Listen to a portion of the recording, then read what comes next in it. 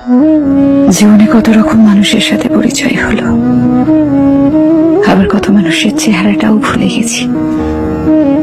মানুষের চুপচাপ ধীরে ধীরে চোখের সামনে থেকে আড়াল হওয়া দেখে এখন আর অবাক লাগে না। যার সাথে আমার যতটুকু পথযাত্রা লেখা আছে সে ততটুকু রাস্তায় আমার সাথে হাঁটবে। মাঝপথে আলাদা রাস্তায় ঢুকে পড়লে আমি আর আশ্চর্য হই না, কারণ চিরবাস্তব হলো মানুষ তার পছন্দের জায়গায় ছুটে যাবেই। কে চলে গেল, কেন চলে গেল, এসব কারণ আর খোঁজা হয় না।